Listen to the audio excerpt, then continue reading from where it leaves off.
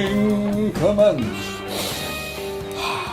Hark, it's an 87th Precinct bonus episode. This is the bonus episode for the book Fuzz, which, if you listened to our main episode, I'm assuming you did, otherwise why would you be listening to this?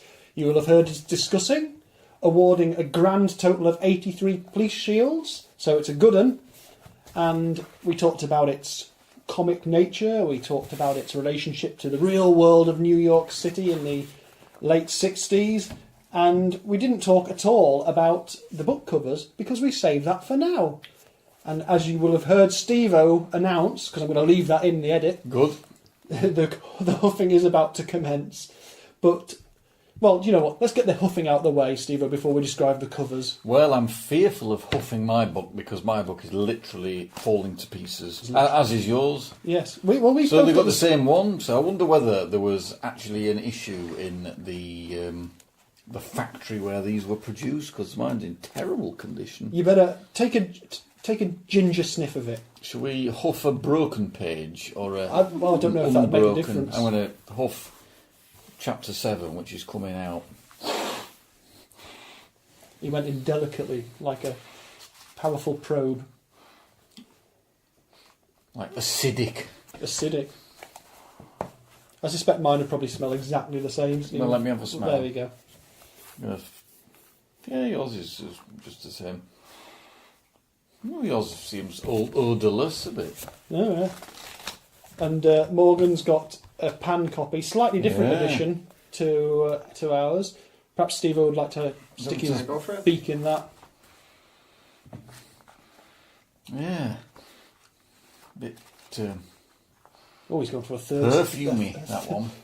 Oh, it's sealed with a loving kiss. It is. So I think mine's got the...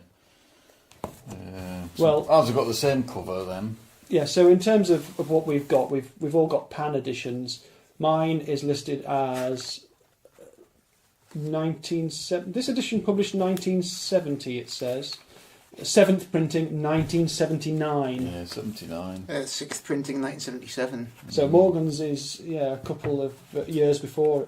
Mine and Steve-O's have got the gold band McBain logo, the shiny gold band. But the funny thing is, you said both our copies are falling apart. And they got they have the same weird discoloration. Yeah, same discoloured line down the side of the cover, and the name of the book on the side is very faded. And they've got the same naff picture of a gun that somebody's dropped on a beach, by the looks of it, which I don't understand, but there you go. Well, we're assuming that's supposed to be snow, but I agree it does look quite granular. I reckon that is definitely washing powder. Oh yeah, it's quite plausible. That's probably a trick by the art designer. So somebody's had a total nightmare, got back from the supermarket, dropped their massive box of Persil, or Daz or something like that, and then thought, right, and then I need to go murder somebody now. Maybe there's a knock at the door and you think it's flipping Shane, what's his name, the Daz man. Shane, what's his name, the Daz man? You know, off the adverts. Shane Ritchie? Yeah, Shane Ritchie knocking on the door, knock, knock, and you get your gun out and then you drop it on, and then you stand, footprint, and then go and answer the door, and it's not even Shane For the Ritchie. benefit of our overseas listeners, you know, Shane the madness is subdued at that stage. Shane Ritchie is a TV presenter and actor, and I'm sure all over the world they've done it. The doorstep challenge for would you try this? Your white's whiter with Daz or Persil or whatever it is. And you're like, no, I won't, because I've dropped it all over the floor. And I was just about to shoot you. Steve was extrapolated wildly from Now I've got powder all over in me gun and everything. Yeah. Meets .38s full of fabric conditioner. So there we go. That's what I think's playing out there. And you've different text arrangements, but same picture. Yeah, although the powder does look a little bit more snow-like on mine. Yours definitely does. Which is useful.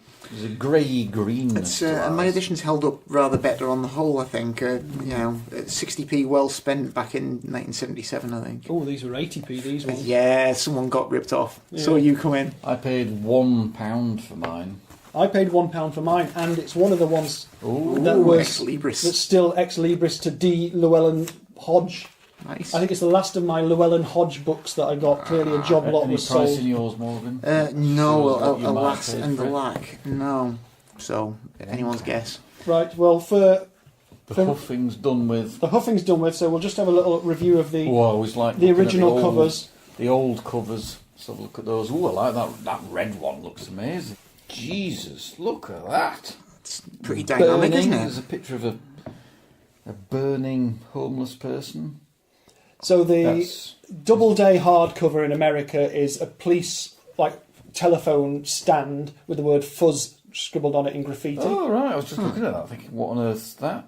That one looks pretty cool, actually. That's the Hamish Hamilton edition. Oh, with the clockwork thing. So, Yeah, it's a policeman with his shadow, and you can see the silhouette of a key in his back, as if he's that's what the deaf man he Wind says them up about and the let police. them go, yeah. Wind them up. Absolutely. Oh, they're really good. That Yeah. red one looks like a movie poster for like Fuzz starring Roger Moore or something like that. Roger Moore If only. as Steve Carella. Yeah, that would excellent. so imagine. Yeah. Some good ones there. And the original Pan edition in the UK was one of the three that were just published with a picture of a smoking gun and no other context, which we've discussed before in the last couple of books as well. I think they move on from that design after this one. Wow. Yeah, so Steve-O's looking at the Signet edition, which is the first US paperback edition, and the Signet ones are pretty good on their sort of painted and illustrative covers, rather than graphic design. In this case, as he says, someone being set on fire. Yeah. No, it's a bit movie postery like. Well, isn't on it? the subject of movie postering, a lot of people have got this edition. By the way, I'll put all these photos up onto our Instagram feed. The edition I'm now showing people is the movie tie-in edition, which I'm sure many of you have got. Yeah, Bloody hell. that's the poster I remember. Yeah. Now, when I said I wanted to watch the film before, I think when I said carry on up the 87th precinct, I was just referring to its general kind of 70s sauciness. Yeah. It's very saucy. So the film tie-in edition is a reproduction of the movie poster, which plays out much more comic than the actual film is Yeah. itself. And in fact plays off the notion of Burt Reynolds having done that nude centerfold spread in, what was it, Cosmopolitan or Playmate or something like that? oh right, Or Playmate, Playgirl or whatever. I don't know what those magazines are. And Raquel Welch is pictured in some sort of weird Barbarella outfit. Naturally, yeah. Which, Is that but she wasn't Barbarella, was she? no? But she's dressed as Barbarella in this picture where she's supposed to be a policewoman. And who knew that they'd foreseen nuns on the run? Yeah. Yes, it's got a bit of that, hasn't it, about it? Yeah. Well, Yes. blimey, that looks amazing. What the hell's Yul Brynner doing there? He's having a glass of champagne. Which I'm at liberty to confirm does happen in the film. Yeah. Fair enough. So, yeah, there's an interesting range of covers for this one, but I do like the film. The best thing about the design is the logo for the word Fuzz, It's which is done really as a pistol type thing. But yeah, it's pretty ludicrous. That looks. They've got the colour of the paint that they're painting the precinct wrong as well. I though. know. The precinct Shocking. room bright red. Imagine. Anyway, there we go. Those are the book covers. But what I did say I'd save for this is our little bit of what happened in 1968, because we had so much to talk about in the main thing. We've dealt with the Carry On film. We It have. was Carry On Up the Kite. First guess after Carry On After the other one. Typewriter or whatever I said. Carry On Typewriter. Well, whatever it was. Suitcase. I think you said cadaver. Oh, yeah, I did.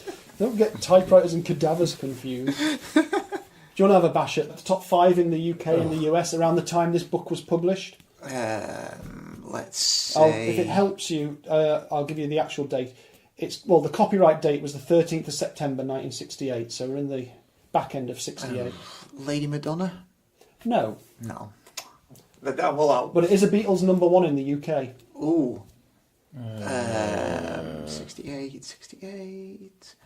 It wants to be something like. It's all gone quiet. Was it on an album as well, or No, is it something like? there was a compilation album made bearing its name. Was it Yellow Submarine? No, Was that on Magical Mystery Tour? No, it was on Yellow Submarine. Oh, right. Clues in the name. I did. The best and most bizarre clue I could give you to this, if I didn't want to just give it away, is that when this single was released, Paul McCartney, in attempting to advertise it, wrote its name in big letters on the window of Apple Boutique and offended a group of people, let us say, by... it's Hey Jude. Oh, I was going to say Hey Jude, yeah. So without any Of thought course to the how the Jewish community might receive the words "Hey Jude" written on shop windows in a way not dissimilar to the way they've been insulted in Germany, prior to all the horrors. Oops. Yeah. Anything else? What do you reckon? Oh, who would be around '68? Sorry, Suzanne by the Hollies. That would have tried sometime in '68. Might I have don't know been when. there somewhere. Magic Bus by the Who. That's probably somewhere, but we could be here forever. Not doing very well. Let me give you a rundown on the UK top 5. Hey Jude by the Beatles. I've Got to Get a Message to You by the Bee Gees. Yeah. I don't even know that song. I've just got to get a message to you. Oh, it's like I'm there. Yeah. All that nonsense. That was good. I like that. Serenaded. Hopefully, by the time we finish this podcast, someone will be able to go back over it, extract all the moments where we've sung little songs, and make a special remix. Number 3 was Do It Again by the Beach Boys. Oh, amazing. Good song. It's a corker. Number 4, I Say a Little Prayer by Aretha Franklin. A classic. Yep. And number 5 is Hold Me Tight by Johnny Nash. I don't know that one. Or do I? In the US, number 1 was People Got to Be Free by the Rascals. I draw a blank. Yeah, never really caught on over here. I don't think the Rascals particularly. What sort of thing were they? It's sort of like Blue-Eyed Soul kind of stuff, I Okay, think. yeah. As far as I'm aware. Number 2 was Born to Be Wild by Steppenwolf. Cracking. Big motorbikes and stuff. Heavy metal thunder and all that. Yeah. Number 3 was Light My Fire by Jose Feliciano. Jose Feliciano. I probably prefer his version. Number 4 was called Harper Valley PTA by Jeannie C. Riley. Oh, it's... No, it rings a vague bell, but I'm not going to say anything about it in case I'm misremembering. Fair enough. And number 5 was Hello, I Love You by The Doors. Oh, yeah. Okay. Now, films and TV from 1968. Any thoughts? I can give you a clue. There's something that's still repeated a lot in the UK, is one of the things that starts in 68. What, TV? Yeah. What series? Yeah. Repeat. Dad's Army? Yes, Dad's Army. Still regularly the only comedy that gets in the sort of top 10 viewing figures in the UK, despite the fact it started in 1968 and ended only a few years later. It is brilliant, Dad's Army. It's very good. It is. One of my favourite films came out in 1968, and in fact I'm sat right I next, was going to say right next to 2001: A Space Odyssey. Yeah. I knew that before you gave that clue. Yeah. Couple of Hammer films, a couple of very good Hammer films. Ooh, right. 68. Are we at Plague of the Zombies yet? When I'm not quite a Plague of the Zombies, I don't think. I think it was Dracula Has Risen from the Grave was 1968. It certainly was. Which is quite... I think that's one of the ones where Dracula has virtually no lines. He's tired from all that grave rising. There's lots of staring goes on in that one. And then what would the other one be? 68. Yeah, Plague of Zombies or... I mean, Plague of Zombies might have been out. I didn't spot it in my researches, but... what other one? One of the franchisey, one of the series ones, or a standalone? Standalone, I think. Ooh. One of the better known ones. Going a bit... Oh, just tell us. Devil Rides Out. Oh, of course, yes, of course, yeah. That's on telly a lot, that film, actually. It's really good, that. That's probably one of the best standalone ones, isn't it? It's got Patrick Moore from Emmerdale in it. But another good horror film from this year, not a Hammer one, is Witchfinder General. Oh, Yeah. it's brilliant. That. Also, Night of the Living Dead. Night of the Living Dead comes out, yeah. So very significant American So you got zombie film. You got boss horror films and Steppenwolf. You can time You feel things are moving on. we're heading towards the 70s, aren't we? Yeah, yeah. Witchfinder General's an amazing film. Like really pretty low budget, but it's, Who wants to do a Vincent Price impression? Matthew Hopkins, Witchfinder General. Is that Vincent Price the Muppet? John, no, John Steed. What's his opera called? Who does all the murdering? Matthews? No, it's called that's John Steed. John Steed from the Avengers. No, he's opera. Ladies and gentlemen, Vincent Price. No, that's like my name. My name is Matthew Hopkins, Witchfinder General. My name is Matthew Hopkins. He's brilliant. He's brilliant. He sounds almost identical to that. It was very good to all of those. Planet of the Apes came out in 1968. tremendous. That's great. I'm currently finding the name. I'm sure he's called John Steed. Well, He has an opera who does all his, well, not all his murdering, but quite a bit of his dirty work. dirty work. Yeah. Rosemary's Baby. That's another psychological horror. Oh, Yeah, it was a heck of a year for one of my Sort favourites. of creepy stuff. like game-changing horror movies. One of my faves, that. What else comes out? Oh, a real. Well, talking about horror films. John Stern, you see. John, very close. John Stern. Brilliant. Yeah, well, can you imagine, though, of all these horror films, which are very good, some of these are very scary, can you imagine anything more terrifying than a car with a mind of its own? Herbie is the love bug. Oh, right. Terrifying. I seem to remember it's got a very cool theme tune, the Herbie films. All sort of cheeky flutes and things. Imagine if Vincent Price was in Herbie. Why is this car driving itself? That'd be amazing, wouldn't it? Herbie, what are you doing? Oh, I think we might have to invite Vincent Price back onto the podcast. Right, let's Herbie, Witchfinder General. driving around East Anglia.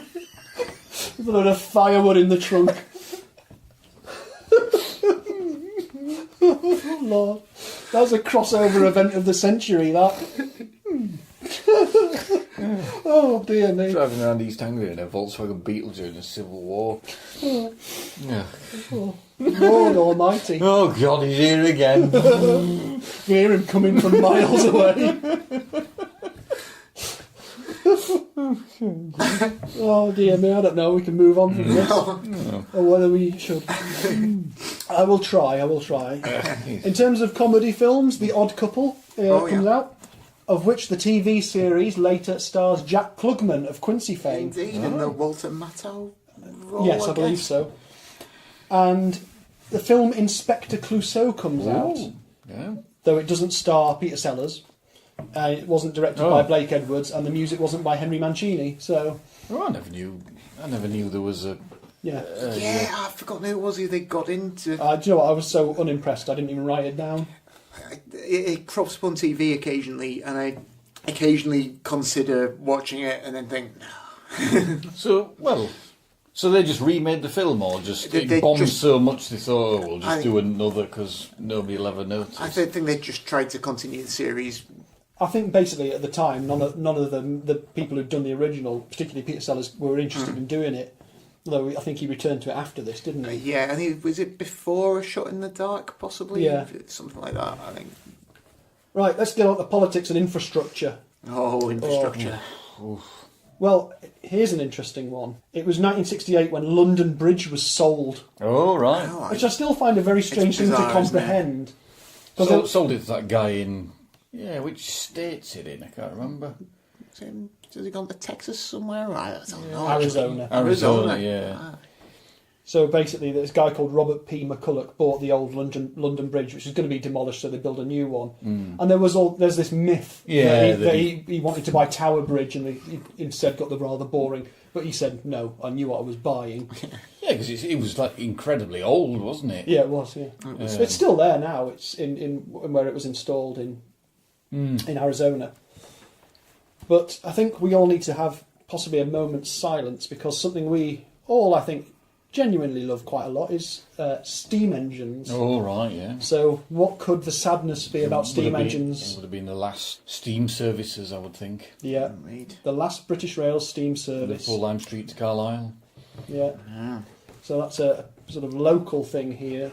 It's our local mainline station is Liverpool Lime Street, and the last service pulled out of there, went to Carlisle, and that was it for steam in the UK. Which is, I find, very sad, but it isn't. I understand the need to move forward with better technology. Yeah, but flipping heck. Funny because a lot of other countries did keep steam services going for a lot longer, didn't they? I think certainly in Germany they had. Yeah. Well, you could get bogged down in the circumstances that led to the sort of changing of the rail infrastructure and the ultimate death of steam in the UK, but. Yeah, so, anyway. Yeah. Oh, and the M1 was completed. All right. Motorway fans. In 1968. What else have we got? Oh, Thames Valley Police was formed. Oof. Oh, well, that's... We're currently missing the new episode of Endeavour. Inspector Morse connection. Yeah. The Beatles created Apple Records, which was I could talk about for ages, but was one of those lovely sort of hippie-ish ideas that they would share their wealth with anyone who wanted to create, and it turned into an absolute financial disaster. Never quite went away, and now has come back as a sensible way of managing their interests, but for a long time could have been one of the absolute follies of all sort of pop star tales. Two of the main things that happened in sort of politics in the world really in the US in 1968, Martin Luther King gets shot, and not long after that Robert F. Kennedy gets shot as well. Mm-hmm. The fact that they're so high profile, and things like obviously JFK was early in the 60s, and that was very significant because there's lots of footage of it happening and all that sort of stuff, and the fallout after that, everything's covered. It's just like a sort of weird strand of ways of dealing with things. So if you're in opposition to something, I don't mean official opposition, but if you oppose something, that you just literally go and shoot the person. Yeah. So instead of talking about that anymore, let's move on to... Do we know who won Super Bowl 2? Packers. Yeah, Green Bay Packers beat the Oakland Raiders 33-14 in a game that I'm sure was much more interesting than Super Bowl 53, which just happened. Was it not a particularly... Well, I'm awaiting the string of people telling me, but defensive games are good. I didn't even hear anything about the actual game. All I heard was lots of people grumbling about Maroon 5, which is fair enough, because I would have grumbled about Maroon 5 as well. I switched that off in my house. You chose wisely, I'm sure. We listened to some Neil Young instead. It was about definitely chose wisely. 1:30 a.m. or whatever it was by then. Oh yeah, but in terms of low-scoring games, in the FA Cup in the UK, West Brom beat Everton 1-0. And that's all the information I've got. That's everything that happened in 1968. There is no more. Busy, yeah. And there was that amazing episode about Ironside as well, wasn't there? Remember that? Oh, yeah. Well, yeah. Now, one thing that I know Steve-O and I have discussed at some point, because we are still getting asked about who you would cast in the 87th Precinct. So something that we might do in future episodes is try and tackle this a bit more formally. Okay. Well, as formal as this ever gets. So I think one of our missions... Morgan, we want an answer from your next podcast on who... no. Well, I think what we should do next podcast, and I put this out as a call to all our listeners for their suggestions as well, is we should finally nail down when we're setting it. If we're going to cast our ideal cast for an 87th Precinct adaptation, we should try and nail down which decade? The parameters. Oh, yeah. So I've talked about in the 70s as an idea, because it's perhaps the right balance of technology against attitudes, the life of the city and things like that. Yeah, because if we're going to do it the 50s when it starts, then that might influence our casting, might it? Absolutely. Yeah. So we're going to think about that, and that's something we'll come back to in future. And then we thought we would episodes. take a character at a time. That's a good Maybe plan. leading up to the main. Yeah. Um, So we'll start with some of the smaller but still important players in the drama, as it were, rather than going straight in with Corella. Yeah. And yeah, we'll tackle it. We'll try and come up with perhaps not a consensus. I don't think that's ever going to be arrived at, but we'll certainly start to have a look at it. I've got one or two ideas, and some of them have been inspired by things people have said on Twitter, things from left field that I would never have thought of. So we will need your help, and we will try and give you enough warning that you can contribute and help us out with this challenge. But it could be like the A Bridge Too Far or Murder on the Orient Express, an all-star cast. Yeah. With Peter Ustinov, obviously, as Steve Carella. I think we should. Yeah, I think it's going to be dream casting, whether they're alive or dead. I think is probably the way to go for it. And then perhaps we can also do if we manage it, we can also do a potential alive cast as well. But who knows? We'll probably get 2 weeks into it, and then someone will announce that they're actually making it, and it'll ruin everything for us. Yeah. And they'll get it wrong. Of course they will. Well, who knows? I wait for the telegram inviting us to visit the set. Telegram? But yeah, it's bound to be a telegram. I don't know what year it is. What year is this? I woke up and Vincent Price was driving a VW Beetle around. 17th century Suffolk. 17th century Suffolk. Say that 6 times fast. Don't. You'll hurt yourself. Do you know what? I think that's enough for this bonus episode. We've given you fair warning. Okay. Goodbye, everyone. Cheerio. Very well.